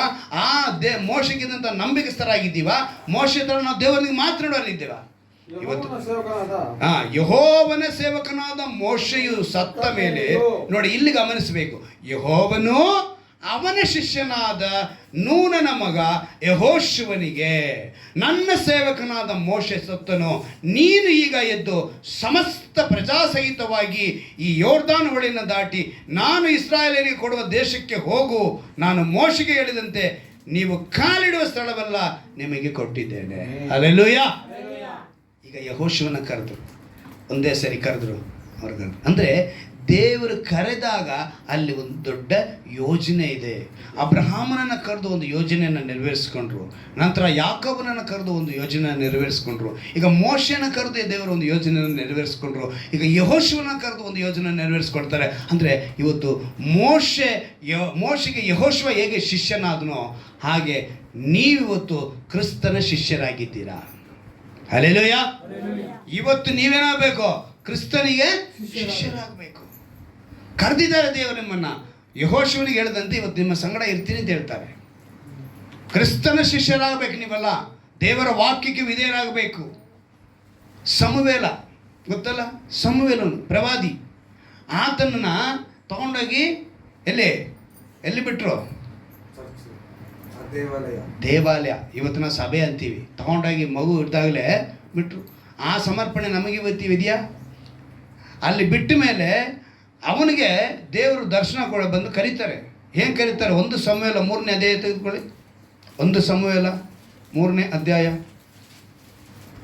1 ಸಮುವೇಲನ ಪುಸ್ತಕ ತೆಗೆದುಕೊಳ್ಳಿ, 3ನೇ ಅಧ್ಯಾಯ ತೆಗೆದುಕೊಳ್ಳಿ. ನೋಡಿ 4ನೇ ವಾಕ್ಯ ಓದ್ತೀನಿ ಕೇಳಿ. ಯೆಹೋವನು ಸಮುವೇಲನನ್ನು ಕರೆದನು. ಏನಂತೆ? ಯೆಹೋವನು ಸಮುವೇಲನನ್ನು ಕರೆದನು. ಸಮುವೇಲನು ಬಂದನೆಂದು ಉತ್ತರ ಕೊಟ್ಟು ಒಡನೆ ಎಲಿಯ ಬಳಿಗೆ ಹೋಗಿ, ಅವನು ಯಾರ ಕೆಳಗಡೆ ಸೇವಕನಾಗಿದ್ನೋ, ಅಲ್ಲಿ ಕೆಲಸ ಮಾಡೋಕ್ಕೆ ಹೋಗಿದ್ನೋ, ಇವನ್ನ ಯೆಹೋವನು ಕರೆದಿದ ತಕ್ಷಣ ಇವನು ಓಡೋಕೆ ಕೇಳ್ತಾನೆ, ಕರೆದ್ರ ಅಂತ. ಆ ರೀತಿ 3 ಸಲ ಕರೀತಾರೆ. 6ನೇ ವಾಕ್ಯದಲ್ಲಿ ಮತ್ತೆ ಹೇಳ್ತಾರೆ ಸಮುವೇಲನೆ ಎಂದು ಕರೆದಂತೇಳಿ. 8ನೇ ವಾಕ್ಯದಲ್ಲಿ ಹೇಳ್ತಾರೆ ಯೆಹೋವನು ಸಮುವೇಲನನ್ನು 3ನೇ ಸಾರಿ ಕರೆದು. 3 ಸರಿ ಸಮುವೇಲನ ಕರೆದ್ರು. ನೋಡಿ 4ನೇ ಸಲ ಯೆಹೋವನು ಪ್ರತ್ಯಕ್ಷನಾಗಿ ಮುಂಚಿನಂತೆ ಸಮುವೇಲನೆ ಅಂದನು. ಇಲ್ಲಿ ಮತ್ತೆ ಸಮುವೇಲನೆ ಕರೀತಾರೆ, ಸಮುವೇಲನೆ. ದೊಡ್ಡ ಪ್ರವಾದಿ ಮಾಡುವ ಯೋಜನೆ ಸಮುವೇಲನ ಮೇಲಿತ್ತು. 2 ಬಾರಿ ಅವನ್ನ ಕರೆದ್ರು. ಇವತ್ತು ನಿನ್ನ ಅದೇ ರೀತಿ ಕರೀತಾ ಇದ್ದಾರೆ. ಸಭೆಯಿಂದ ವಾಕ್ಯ ಬರ್ತಾ ಇದೆ.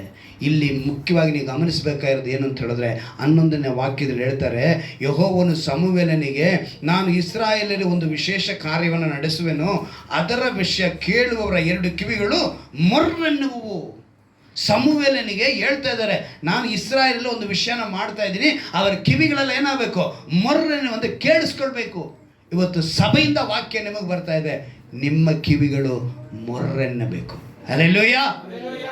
ಸಭೆಯಿಂದ ವಾಕ್ಯ ನಿಮಗೆ ಬರ್ತಾ ಇದೆ, ನಿಮ್ಮ ಕಿವಿಗಳು ಮೊರ್ರೆಂದಿಲ್ಲ ಅಂತ ಹೇಳಿದ್ರೆ ನೀವು ದೇವರಿಗೆ ಉತ್ತರ ಕೊಡಬೇಕು. ದೇವರು ಕರೆದಿದ್ದಾರೆ, ಸಮುವೇಲನ ಮಾತ್ರ ಕರೆದಿಲ್ಲ, ನಿಮ್ಮನ್ನು ಕರೆದಿದ್ದಾರೆ. ನೀವು ದೇವರ ಬಳಿ ಬಂದಿರ. ಇನ್ನೊಂದು ಕಾರ್ಯ, ಪೇತ್ರನಿಗೆ ಹೇಳ್ತಾರೆ, ಸಿಮೋನನ ಏನಂತ ಹೇಳ್ತಾರೆ, ನೀನನ್ನು ಇವರಿಗಿಂತ ಹೆಚ್ಚಾಗಿ ನನ್ನ ಪ್ರೀತಿ ಮಾಡ್ತೀಯ ಅಂತ ಕೇಳ್ತಾರೆ. ಅವನ 3 ಸಲ ಕೇಳ್ತಾರೆ. ನಿನಗೆ ಗೊತ್ತಿಲ್ವ ಅಂತ ಕೇಳ್ತಾನೆ. ಆದರೂ ದೇವರು ಹೇಳ್ತಾರೆ, ಕೇಳ್ತಾರೆ. ತೆಗೆದುಕೊಳ್ಳಿ ಯೋಹಾನ ಬರೆದ ಸುವಾರ್ತೆ 21ನೇ ಅಧ್ಯಾಯ. ಯೋಹಾನ ಬರೆದ ಸುವಾರ್ತೆ 21ನೇ ಅಧ್ಯಾಯ. ಅಲ್ಲಿ ಯಾವ ರೀತಿಯಾಗಿ ಪೇತ್ರನನ್ನು ದೇವರು ಕರೆದ್ರು ಅಂತೇಳಿ ಬರೆಯಲ್ಪಟ್ಟಿದೆ. ನೋಡುವಾಗ ದೇವರ ವಾಕ್ಯಗಳು 16ನೇ ವಾಕ್ಯವನ್ನು ಗಮನಿಸೋಣ. ಅಲ್ಲಿ 16 ಬೇಡ 15ರಿಂದ ಓದ್ತೀನಿ ಕೇಳಿ. ಅವರು ಊಟ ಮಾಡಿದ ಮೇಲೆ ಯೇಸು ಸೀಮೋನ ಪೇತ್ರನನ್ನು, ಅವನ ಮೊದಲನೇ ಹೆಸರು ಯೋಹಾನನ ಮಗನಾದ ಸೀಮೋನನೇ. ಈ ಸೀಮೋನನಿಗೆ ಇನ್ನೊಂದು ಹೆಸರೇ ಪೇತ್ರ. ಅರ್ಥ ಆಯ್ತಾ? ಸೀಮೋನನ ಅನ್ನ ಹೆಸರಿಗೇನೆ ಪೇತ್ರ. ನೀನು ಇವರಿಗಿಂತ ಹೆಚ್ಚಾಗಿ ನನ್ನ ಮೇಲೆ ಪ್ರೀತಿ ಇಟ್ಟಿದ್ದೀಯಾ? ಇವತ್ತು ನಿಮ್ಮ ಮೇಲೆ ಅದೇ ಪ್ರಶ್ನೆ ಕೇಳ್ತಾನೆ. ಇವರೆಲ್ಲರಿಗಿಂತ ನೀನು ಯಾರ ಮೇಲೆ ಹೆಚ್ಚಿಗೆ ಪ್ರೀತಿ ಇಡಬೇಕು? ದೇವರ ಮೇಲೆ ಇಡಬೇಕು. ಆ ರೀತಿ ಅವನ್ನ ಕೇಳಿಬಿಡು. ಅವ್ರು ಹೇಳ್ತಾರೆ, ನನ್ನ ಕುರಿ ಮರಿಗಳನ್ನು ಮೇಯಿಸು ಅಂತೇಳಿ ಹೇಳ್ತಾರೆ ಮೊದಲನೇ ಸಲ. 2ನೇ ಸಲ ಮತ್ತೆ ಅವ್ರು ಹೇಳ್ತಾರೆ, 2ನೇ ಸಲ ಯೋಹಾನನ ಮಗನಾದ ಸೀಮೋನನೇ ನನ್ನ ಮೇಲೆ ಪ್ರೀತಿ ಇಟ್ಟಿದ್ದೀಯೋ ಅಂತ ಮತ್ತೆ ಕೇಳಿ ಮತ್ತೆ ಹೇಳ್ತಾರೆ, ನನ್ನ ಕುರಿಗಳನ್ನು ಕಾಯಿ ಅಂತ ಹೇಳಿದ್ರು. ಮೊದಲನೇದು ಕುರಿ ಮರಿಗಳನ್ನೇ ಮೇಯಿಸು ಅಂತ ಹೇಳಿದ್ರು, 2ನೇದು ಕುರಿಗಳನ್ನು ಕಾಯಿ ಅಂತ ಹೇಳಿದ್ರು, 3ನೇದಾಗಿ ಮತ್ತೆ ಅದೇ ರೀತಿಯಾಗಿ ಕೇಳ್ತಾರೆ. ಏನಂತ ಹೇಳ್ತಾರೆ, ಮಮತೆ ಇಟ್ಟಿದ್ಯಾ ಅಂತ ಕೇಳಿದ್ರು. ಅವಾಗ ಹೇಳ್ತಾನೆ, ನಾನು ಮಮತೆ ಇಟ್ಟಿದ್ದೇನೆಂದು ನಿನಗೆ ತಿಳಿಯದೆ ಅಂದನು.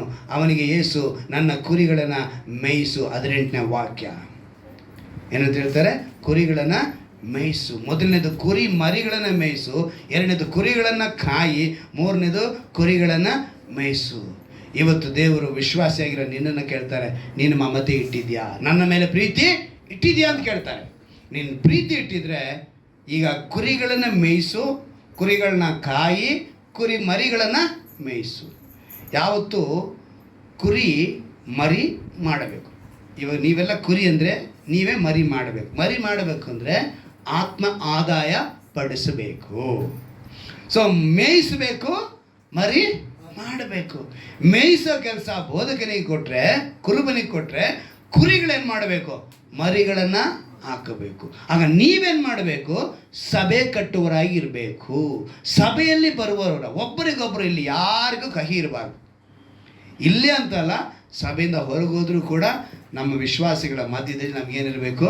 ಒಂದು ಒಳ್ಳೆ ಐಕ್ಯತೆ ಇರಬೇಕು, ಪ್ರೀತಿ ಇರಬೇಕು. ಅದಕ್ಕೇ ದೇವರು ಪೇತ್ರನ ಆರಿಸ್ಕೊಂಡು ಮೊದಲನೇದಾಗಿ ಕುರಿ ಮರಿಗಳನ್ನ ಮೇಯಿಸು, 2ನೇದು ಕುರಿಗಳನ್ನ ಕಾಯಿ, 3ನೇದಾಗಿ ಕುರಿಗಳನ್ನು ಮೇಯಿಸು. ಒಳ್ಳೆ ವಾಕ್ಯದಿಂದ ನಿಮಗೆ ಮೇವು ಬರಬೇಕು. ಇದು ಕುರುಬನ ಕೆಲಸ.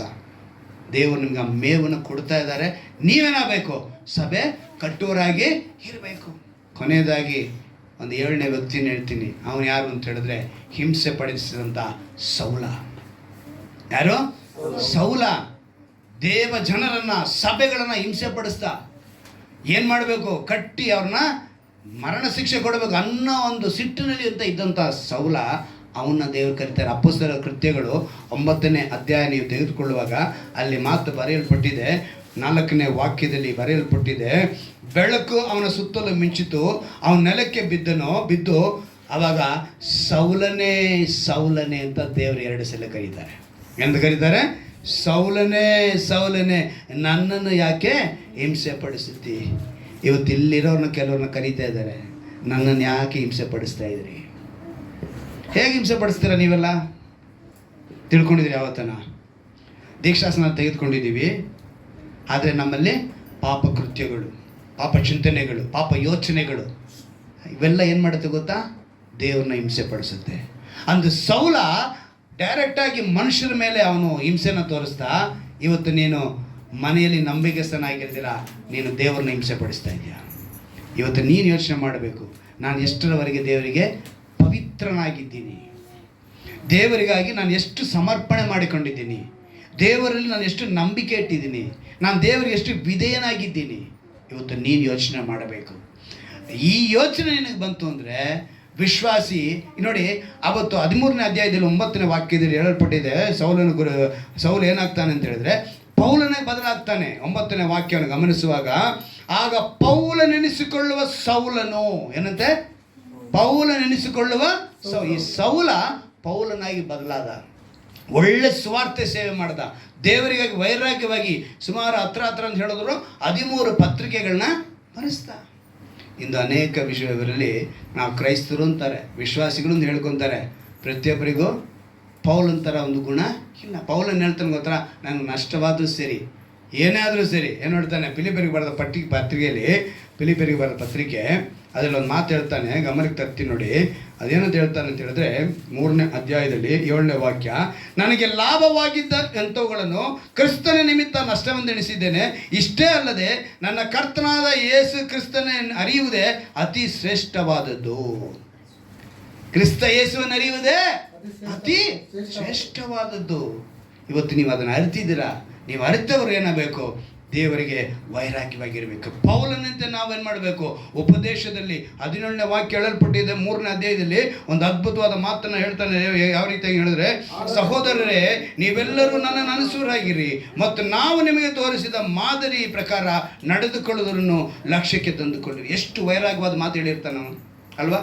ನಾವು ಅನುಸರಿಸಬೇಕು. ಅನೇಕರು ಕ್ರಿಸ್ತನ ಶಿಲುಬೆಗೆ ವಿರೋಧಿಗಳಾಗಿ ನಡೆಯುತ್ತಾರೆ, ಕ್ರಿಸ್ತನ ಶಿಲುಬೆಗೆ ವಿರೋಧಿಗಳಾಗಿ ನಡೀತಾರೆ. ಅವರ ವಿಷಯದಲ್ಲಿ ನಿಮಗೋಸ್ಕರ ಎಷ್ಟು ಸಾರಿ ಹೇಳಿದನು, ಈಗಲೂ ಅಳುತ್ತಾ ಹೇಳುತ್ತೇನೆ, ನಾಶನವೇ ಅವರ ಅಂತ್ಯಾವಸ್ಥೆ, ಹೊಟ್ಟೆಯೇ ಅವರ ದೇವರು. ಇವತ್ತು ಹೊಟ್ಟೆಗೋಸ್ಕರ ಸೇವೆ ಮಾಡೋರಿದ್ದಾರೆ. ಏನಿಗೋಸ್ಕರ? ಅವ್ರ ಹೊಟ್ಟೆ ತುಂಬಿಸ್ಕೊಳ್ಬೇಕು, ಅವ್ರು ಚೆನ್ನಾಗಿರ್ಬೇಕು, ಅವ್ರ ಮಕ್ಕಳು ಚೆನ್ನಾಗಿರ್ಬೇಕು, ನೆಕ್ಸ್ಟ್ ಅವ್ರ ಜನ್ರೇಷನ್ ಚೆನ್ನಾಗಿರ್ಬೇಕು, ಇದಕ್ಕೋಸ್ಕರ ಸೇವೆ ಮಾಡೋರು ಇವತ್ತು ಜಾಸ್ತಿ ಜನ ಇದೆ. ಇದನ್ನು ಪೌಲನ್ ಅವತ್ತೇ ಹೇಳ್ದ, ನೀವು ಅಂಥವರಾಗಿರಬೇಡಿ. ಏನಂತ ಹೇಳ್ತಾನೆ? ಹೊಟ್ಟೆ ಅವರ ದೇವರು, ನಾಚಿಕೆ ಕೆಲಸಗಳಲ್ಲಿ ಅವರ ಗೌರವವು. ಏನಂತೆ?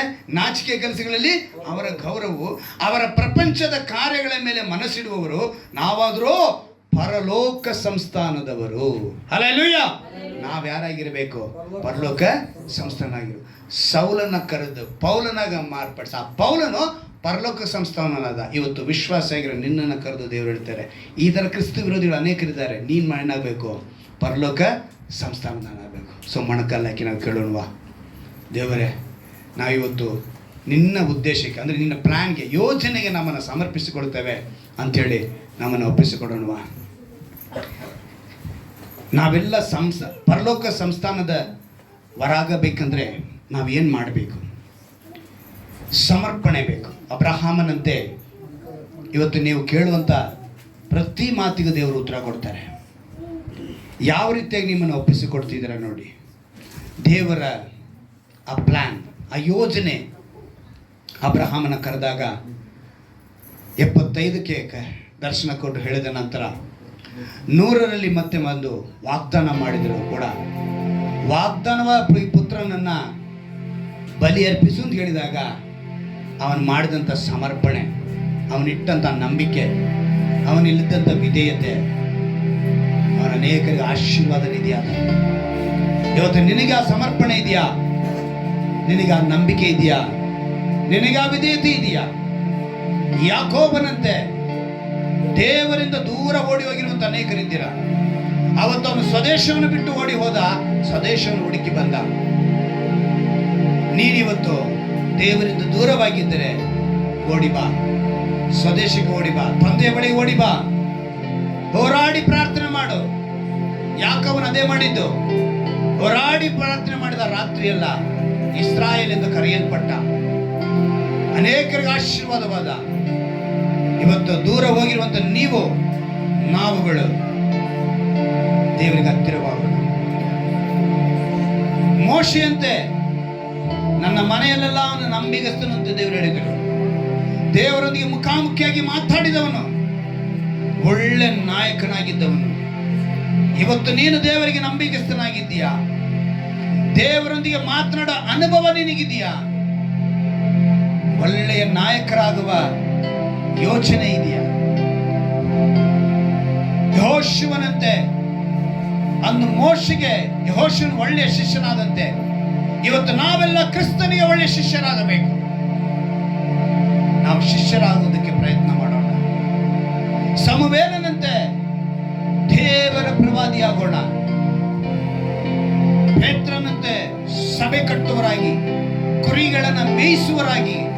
ಮರಿಗಳನ್ನ ಮಾಡುವವರಾಗಿ ನಾವು ಕಾಣಲ್ಪಡೋಣ, ಆತ್ಮ ಆದಾಯ ಪಡಿಸುವವರಾಗಿ ಕಾಣಲ್ಪಡೋಣ. ಪೌಲನಂತೆ ಯೇಸು ಕ್ರಿಸ್ತನ ಉಪದೇಶದಲ್ಲಿ ನೆಲೆಗೊಂಡು ಒಳ್ಳೆ ಸೇವೆ ಮಾಡುವವರಾಗಿರಬೇಕು. ನಾವೆಲ್ಲ ಪರಲೋಕ ಸಂಸ್ಥಾನವರಾಗಬೇಕು. ಅಪ್ಪ, ಯಾರ್ಯಾರು ಈ ಮಾತುಗಳಿಗೆ, ಈ ವಾಕ್ಯಗಳಿಗೆ, ನಿನ್ನ ಈ ಯೋಜನೆಗಳಿಗೆ, ನಿನ್ನ ಈ ಪ್ಲಾನ್ಗಳಿಗೆ ಒಪ್ಪಿಸಿಕೊಡುತ್ತಿದ್ದಾರೋ, ಈ ವೇಳೆ ಈ ಸಭೆಯಲ್ಲಿ, ಈ ರಕ್ಷಕನಾದ ಯೇಸು ಕ್ರಿಸ್ತನ ಸಭೆಯಲ್ಲಿ ನೀನು ಕಳಿಸಿಕೊಟ್ಟದ್ದು ಈ ವಾಕ್ಯಕ್ಕೆ ಒಪ್ಪಿಸಿಕೊಡುವಂತ ಪ್ರತಿಯೊಬ್ಬರ ಮೇಲೆ ನಿನ್ನ ವಿಶೇಷವಾದ ಕಾರ್ಯವಿರಲಿ ಕರ್ತನೆ. ಒಂದು ವೇಳೆ ಕರ್ತನೆ, ಈ ವಾಕ್ಯವನ್ನ, ಈ ಸಂದೇಶವನ್ನ ಯಾರು ಯಾವ ಸಮಯದಲ್ಲಿ ಯಾವ ಗಳಿಗೆಯಲ್ಲಿ ಕೇಳಿದರೂ ಕೂಡ ಈ ಎಲ್ಲ ಅಂಶಗಳಿಗೆ ಒಪ್ಪಿಸಿಕೊಟ್ಟವರಾಗಿ ಸಮರ್ಪಣೆ, ನಂಬಿಕೆ, ವಿಧೇಯತೆ, ಹೋರಾಡಿ ಪ್ರಾರ್ಥಿಸುವ ಆ ಅನುಭವದೊಳಗೆ ನಂಬಿಕೆಸ್ಥರಾಗಿ ದೇವರೊಂದಿಗೆ ಮಾತನಾಡುವ ಅನುಭವದೊಳಗೆ ಒಳ್ಳೆಯ ನಾಯಕರಾಗುವಂತೆ, ನಿನ್ನ ಶಿಷ್ಯರಾಗುವಂತೆ, ದೊಡ್ಡ ಪ್ರವಾದಿಗಳ ಅನುಭವದಲ್ಲಿ ನಡೆಯುವಂತೆ, ಸಭೆ ಕಟ್ಟುವರಂತೆ, ಪೌಲನಂತೆ ಉಪದೇಶದಲ್ಲಿ ನಡೆಯುವರಂತೆ ಯಾರ್ಯಾರು ಒಪ್ಪಿಸಿಕೊಡ್ತಾರೋ ಅವರೆಲ್ಲರಿಗೆ ಆಶೀರ್ವಾದ ಉಂಟಾಗಬೇಕನ್ನ ಪ್ರಾರ್ಥಿಸ್ತೇನೆ ರಾಜ. ಎಂತ ಬಲಹೀನತೆ ಇದ್ದರೂ ಕೂಡ ಕರ್ತನೆ, ನಿನ್ನ ವಾಕ್ಯದ ದೆಸೆಯಿಂದ ಬಿಡುಗಡೆ ಕಂಡು ಅದು ಸ್ವಸ್ಥತೆ ಉಂಟಾಗಲಿಲ್ಲ ಪ್ರಾರ್ಥಿಸ್ತೇನೆಪ್ಪ. ಯೆಹೋವನಲ್ಲಿ ಸದಾ ಭರವಸೆ ಬಿಡಿರಿ. ಯೆಹೋವನು ಶಾಶ್ವತವಾಗಿ ಆಶ್ರಯಗಿರಿಯಾಗಿದ್ದಾನೆಂದೇಳಿ ನಿನ್ನ ಒಂದು ಒಳ್ಳೆಯ ವಾಗ್ದಾನದೊಂದಿಗೆ ನಿನ್ನ ಪ್ಲಾನ್ನ, ನಿನ್ನ ಯೋಜನೆಯನ್ನ ಈ ಸಭೆಯಲ್ಲಿ ನೀನು ನೆರವೇರಿಸಿಕೊಂಡಿದ್ದಕ್ಕಾಗಿ ಸ್ತೋತ್ರ ರಾಜ. ಈ 4 ವಾರಗಳು ನಮ್ಮನ್ನ ಒಂದು ವಿಶೇಷವಾದ ವಾಕ್ಯದಿಂದ ಬಲಪಡಿಸಿದ್ದಕ್ಕಾಗಿ ಸ್ತೋತ್ರ ಕರ್ತನೆ. ವಾಕ್ಯದಲ್ಲಿ ನೆಲೆಗೊಳ್ಳುವಂತೆ ಕೃಪೆ ಮಾಡಿಕೊಡು. ವಾಕ್ಯಕ್ಕೆ ಒಪ್ಪಿಸಿಕೊಟ್ಟವರಾಗಿ ಬದುಕುವಂತೆ ಕೃಪೆ ಮಾಡು. ಯಾವ ಮನುಷ್ಯನ ಮೇಲೂ ಭರವಸೆ ಇಡಬಾರದು ಕರ್ತನೆ. ಮನುಷ್ಯನು ತಾತ್ಕಾಲಿಕ, ಆದರೆ ದೇವರು ನೀನು ಶಾಶ್ವತ ಎಂಬುದನ್ನ ಇವರು ಅರಿತುಕೊಳ್ಳುವಂತೆ ಇವರನ್ನು ನಡೆಸು. ವಾಕ್ಯದಲ್ಲೇ ಬದುಕುವಂತೆ ಕೃಪೆ ಮಾಡಿಕೊಡು. ವಾಕ್ಯಕ್ಕಾಗಿ ಬದುಕುವಂತೆ ಕೃಪೆ ಮಾಡಿಕೊಡು. ಎಲ್ಲವನ್ನ ಕರೆದೊಪ್ಪಿಸಿಕೊಡುತ್ತೇವೆ. ನಾವು ಕೇಳಿದವುಗಳಲ್ಲಿ ಏನಾದ್ರು ಕುಂದು ಕೊರತೆಗಳಿದ್ರೆ ದಯವಿಟ್ಟು ನಮ್ಮನ್ನು ಕ್ಷಮಿಸು. ನಿನ್ನ ಅಪಾರ ಪ್ರೀತಿಯಿಂದ ನಮ್ಮನ್ನ ನಡೆಸು. ನಮ್ಮ ರಕ್ಷಕನ ಮಚ್ಚಕನಾಗಿರುವ ಯೇಸು